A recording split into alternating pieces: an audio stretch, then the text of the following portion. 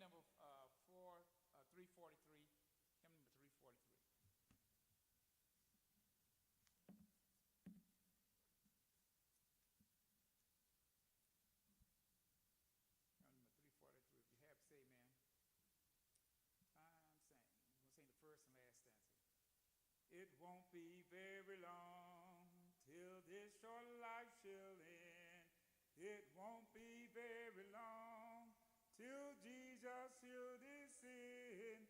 And then the dead in Christ from beds of clay shall rise to meet the Lord and King up yonder in the sky.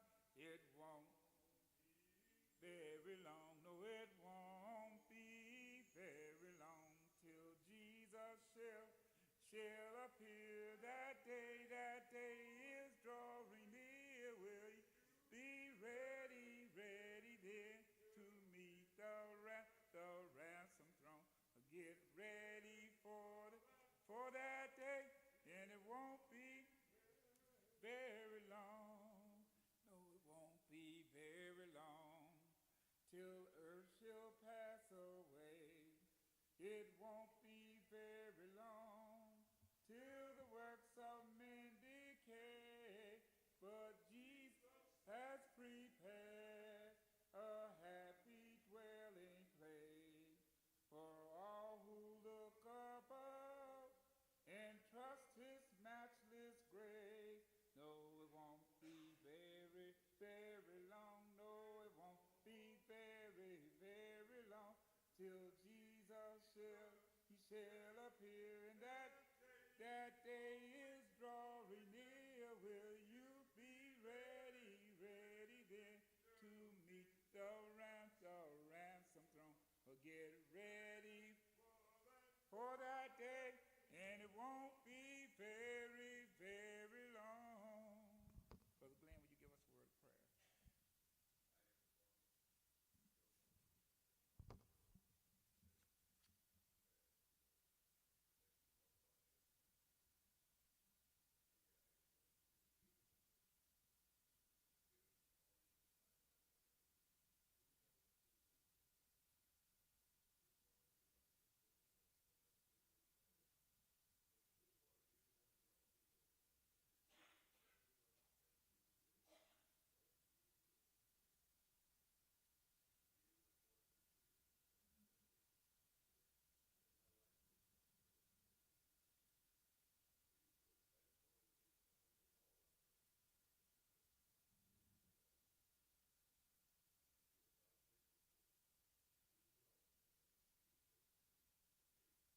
Amen. On last week, as we was going through the beginning of Romans, we talked about when the book was written, under what condition, at around AD 57, maybe a little earlier later, but mostly declared to be between AD 57 and AD 59, that this book had been penned. And so after Paul pens the book of Romans, he goes into his dissertation with them to tell them what his intention was to come to them. He wants to meet them and impart some gifts to them. This is a church that we talked about on last week that was not planted by Paul. It wasn't planted by any of the other apostles. It was believed that it was planted by one, the Christians who were dispersed, those folks who were dispersed from Rome, who went everywhere preaching the gospel.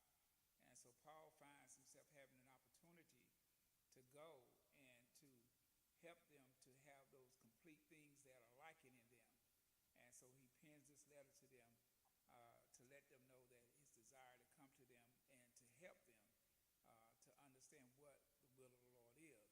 Paul understands the culture of the Romans, that they are a polytheistic people, that they have many religions. They had adopted the Greek language, and we know that the Greeks had the many gods of the Apollo, Zeus, Mercury, Diana. So they had those many gods, and then there was other nations who had gods. So whatever suited your fancy, basically, is what they picked up and did. And Paul knew the culture of the people. So he began to address their nature and their culture as we get down through the first chapter. But we started reading last week, and I think that we got down to the fifth verse. But we'll read back down again. Um, Sister Deborah, you got your book open? Give us the verse 5.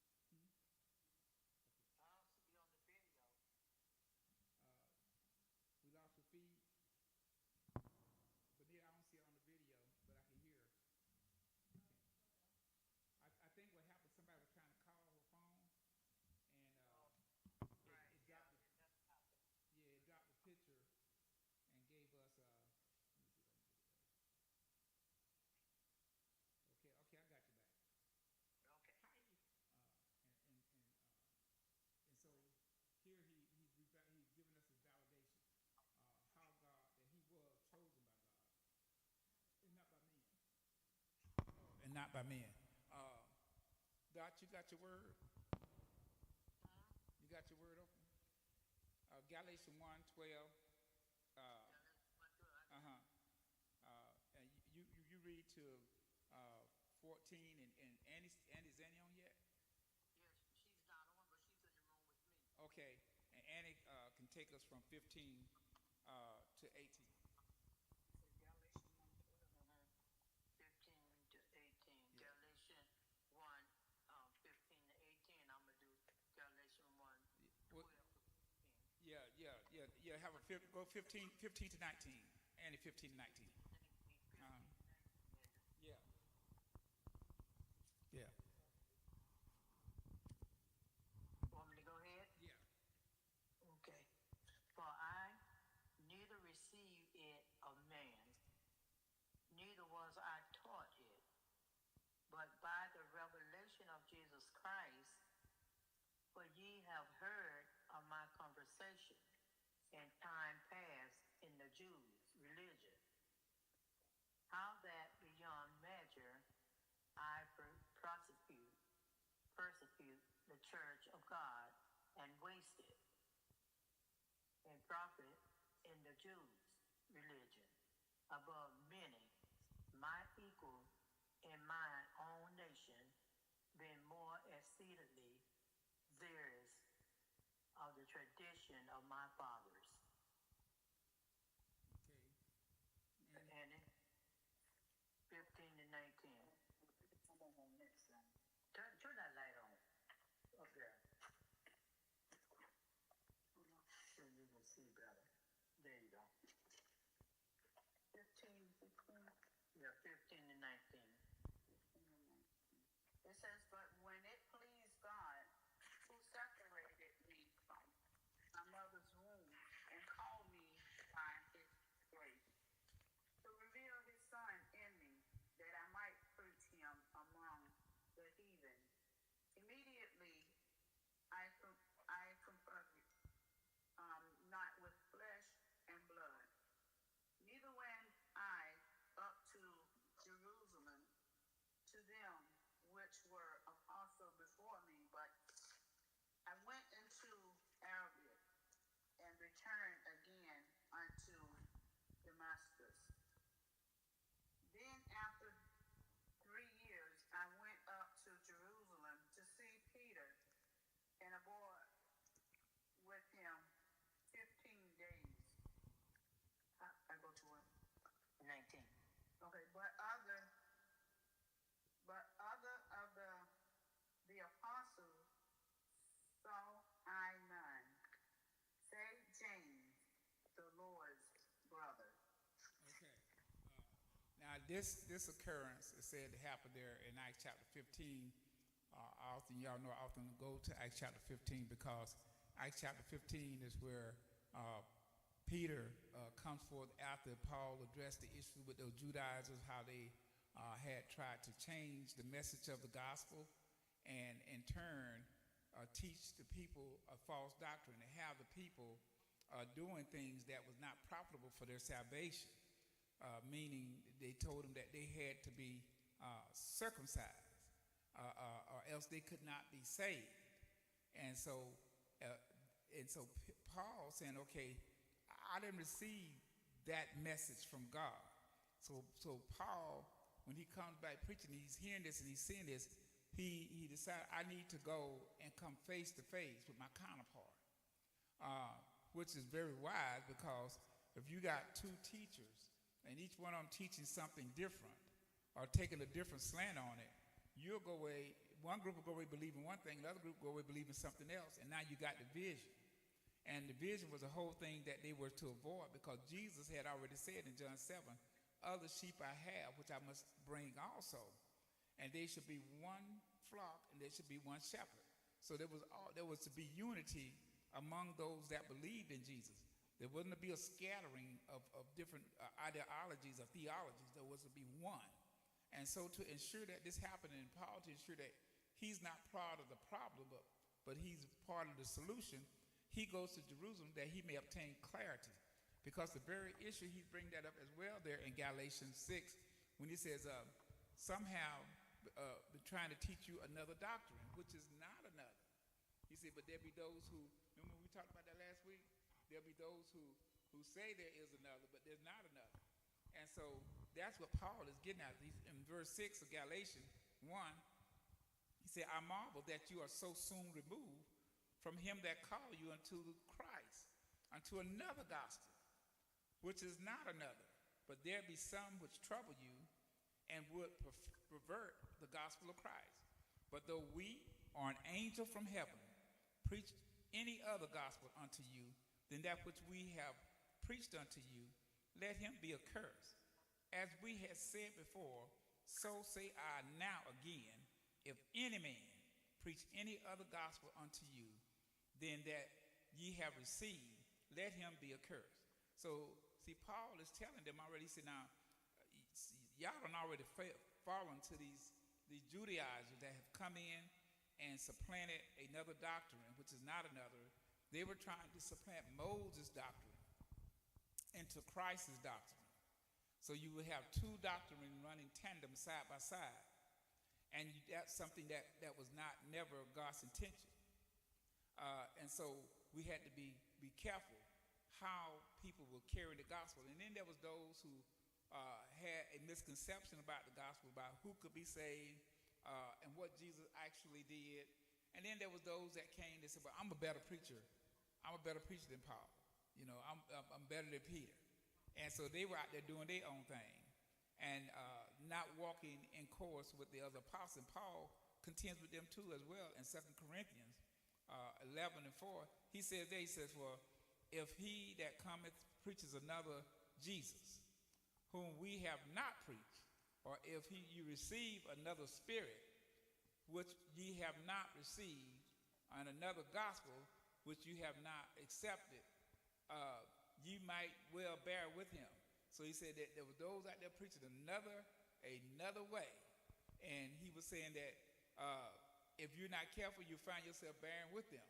And that's not something that God would want us to do.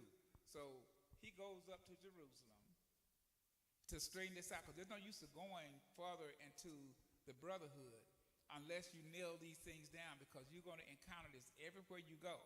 So at some point, you just got to stop and deal with what's going on. And that's why it's always wise, whenever there's a problem come up, don't let it fester, because all it's going to do is generate more what? More strife, more confusion. And so you have to deal with it in order to get a solid understanding just what is true, what is not true, what we should do and what we should not do. So here in Acts chapter 5, he goes up there and he tells them about all the things how God has worked with them among the Gentiles and all the things that God has done for them. And he sees once again, this is where he sees James. You got your book with you, Brother Habar? You got your book? Yeah. Okay. Can you get Acts chapter 15 and start reading at verse 12 for us? Yeah. Acts chapter 15, what now? It's starting at verse 12.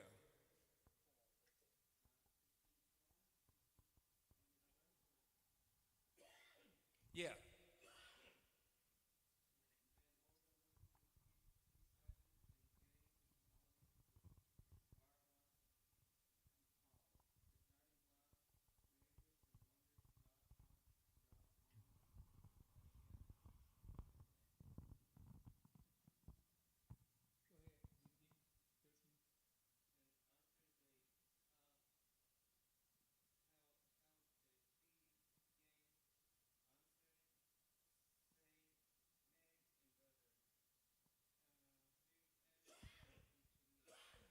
So right here we see that when they go up there, it's Barnabas and Paul. Because remember, Barnabas, he adopts Paul. Because nobody would go with Paul. Because remember, Paul's prior name is Saul before the Lord changed the name to Paul. It was Saul. And we know, why did nobody want to be with Saul? Yeah, Saul was a killer. Yeah, he'd come in, like he said, he wasted the church. He'd come in, and if you profess Christianity and not Moses and the law of Moses, they drug you out and they brought you unto the Sanhedrin Council. You were beaten. You was in prison.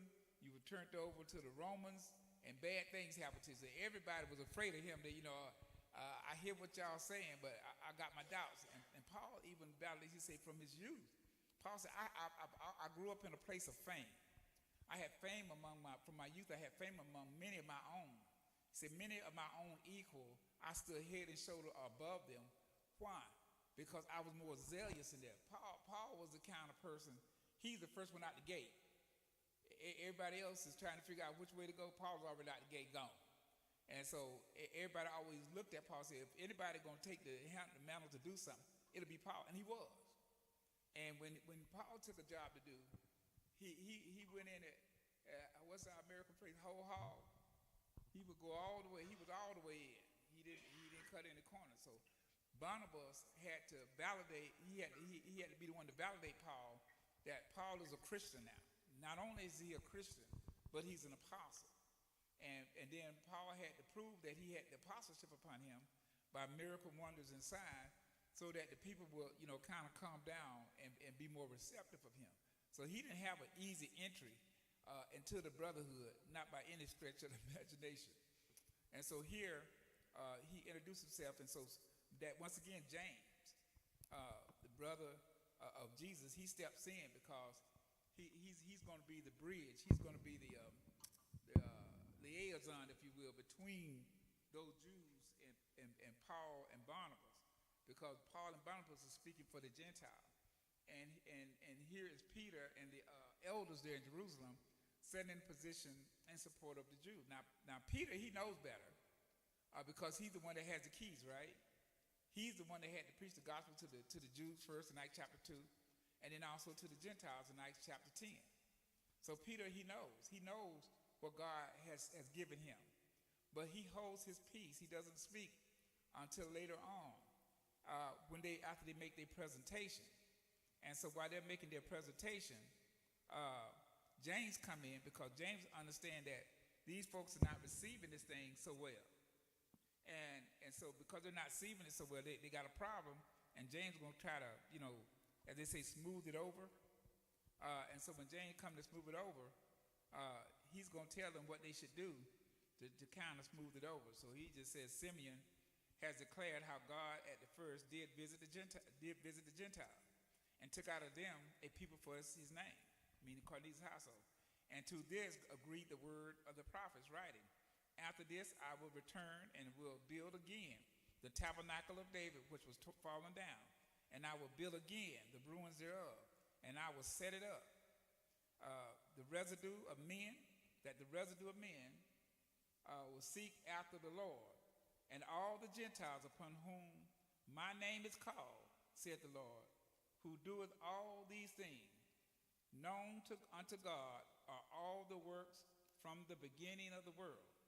Wherefore, my sentence is that we trouble not them, which from among the Gentiles are returned to God.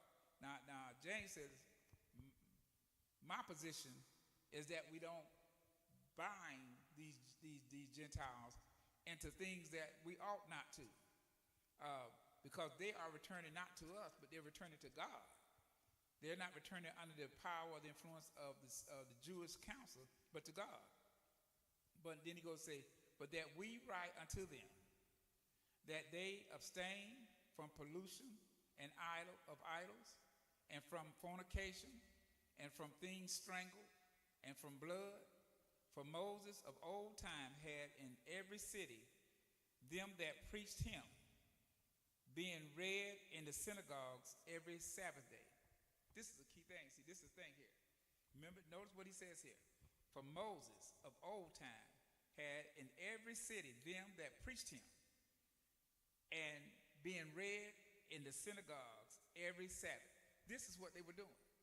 And so they were preaching Moses. So now if they're preaching Moses, they're not preaching Jesus. And so how do you preach Moses and Jesus at the same time? So you can see there was a conflict there with what I see, baby.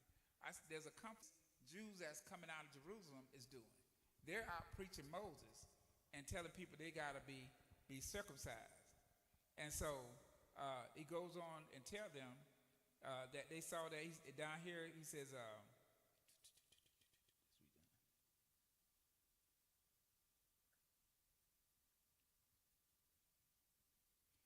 okay, so now here's where Peter comes in, because it said, then pleased it the apostles and the elders in Jerusalem.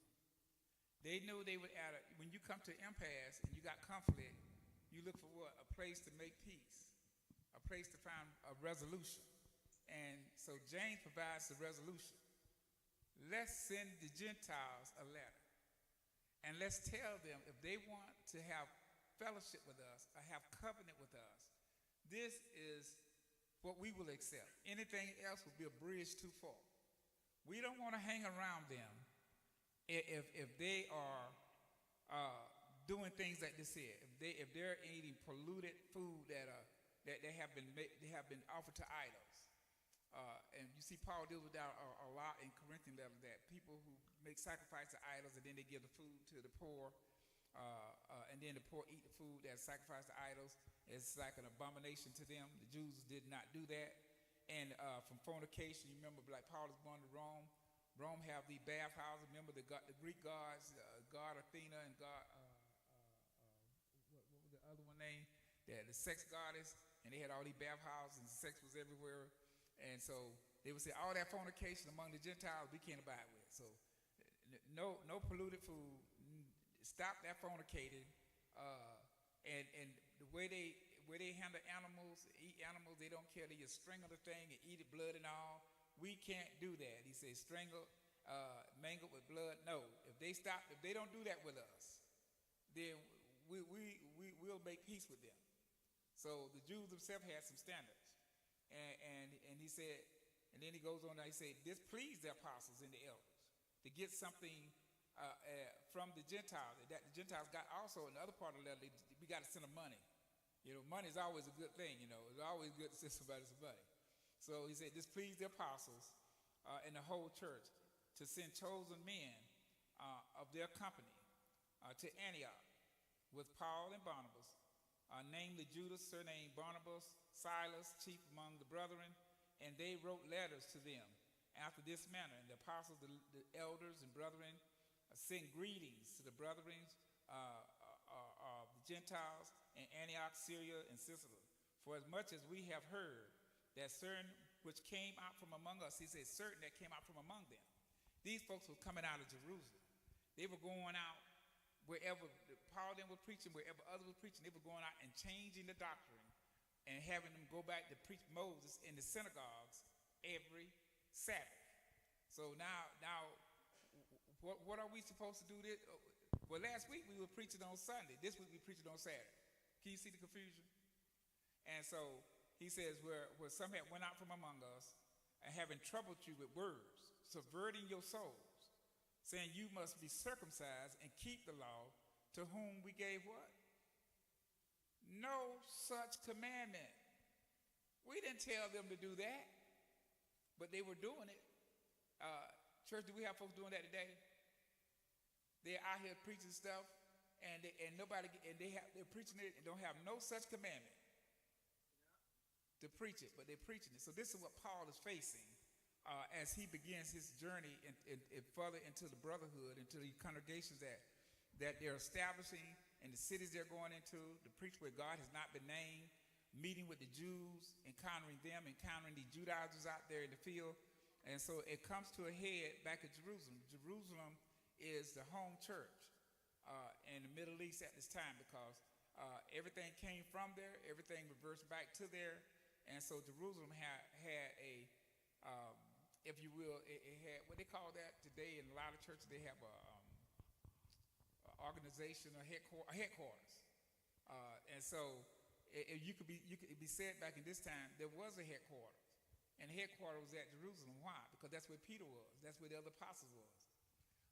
We're going to have to stop here, and we'll pick back up next week with our lesson. But mark your book, and if you get some time, read through Acts chapter 15 and see what the apostles went through and how they dealt with this here and how the church dealt with it. They used, and also understand the concept when the church is not developed. Uh, they send everybody in the church has purpose, and so when you need brothers to do something, you need sisters to do something. Paul found Phoebe in Rome. She had a function in the church to carry out, and she was a sister. Here you see men, they're called chief men among the brethren. Okay, we have chief men among the brethren. Our chief men among the brethren that the church had selected way back before I got here was Lester, Brother Roberts, because you didn't have a preacher. You had Brother Roberts, you had Brother Jesse, and Brother Glenn. These were your chief men among the brethren, and they're still today. But we need to raise up other men who could become chief men among the brethren, because they may not always be here. And our aim and our goal have to always be to bring the church to maturity. We need people who can meet the qualification or the characteristic that the Apostle Paul sets forth in the gospel, so that the church can mature into its fullness of its stage that is supposed to be what we call a mature, fully developed church, so that then we could begin to move forward to try to reach that what Paul says in Ephesians, unity of faith. These are things that are required to reach unity of faith, and so we are working on that. We'll continue to work that direction, and pray to God that He will bless us with people and families who are able to reach the mark, who have a desire to reach the mark, to get the church to where it needs to be at. And we see that it's not something that's done with any speed, because it depends upon the quality of people in your community, depends upon the zealousness of people, depends upon their desire to do God's will. But we're going to stop here. But like I say, if you get a chance to read that, we're going to move on to the church announcements for Wednesday, February 19, 2025. Next Wednesday will be our birthday and report card celebration. We need all report cards to be turned in by Sunday to be prepared to give the rewards to our students. Also, this coming,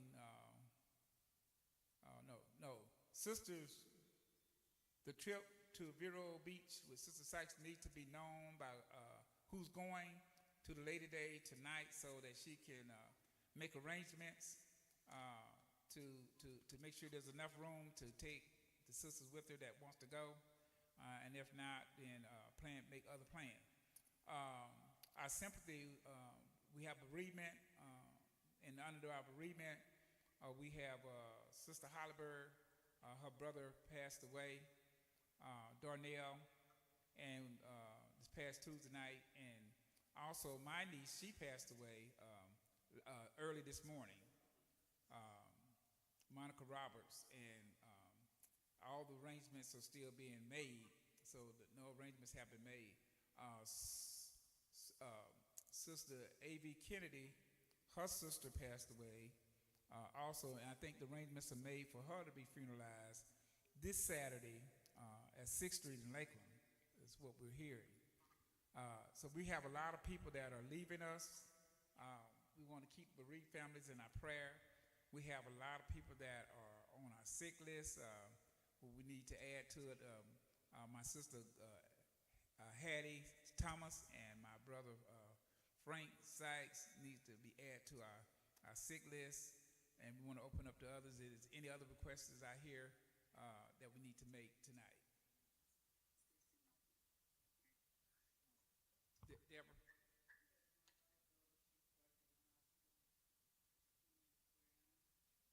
Okay. Yeah, Sister Deborah's goddaughter's in her name, Brianna. What's her last name? Brianna Bequeath. We want to keep her in our prayers. Yes, Sister Deborah. Dot. Deborah's still on my mind. Dot. All right, certainly will. Okay.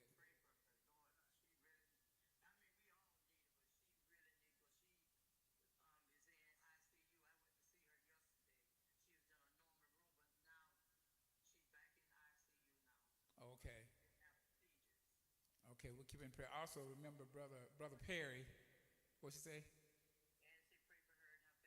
Okay, yeah. And Brother Perry, they let him came home, and so, but he's homebound, so we need to keep him in prayer. His health is up and down now, so he's 92 years old, so but he's still trying to go. So let's keep him in our prayers. Victor, I haven't heard if Victor was able to get to the hospital yet, but he was in there. And last time I talked to 2 days ago. Yeah, yeah. Last time I talked to him, he said he had to go back for another. What's that? Blood flu. Yeah, kidney dialysis. Another. Yeah. So let's keep him in our prayers. It's so many. It's like everybody. It's like the Bible says everybody, because we're all going through it now. Yes. All right. Amen. All right. We'll certainly strive to do that. Is there any other requests?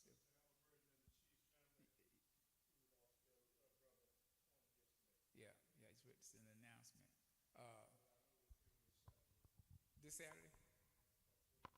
Okay, so Jesse said the funeral for Darnell will be this Saturday too, also. So it'll be Joyce's funeral and Darnell funeral this Saturday.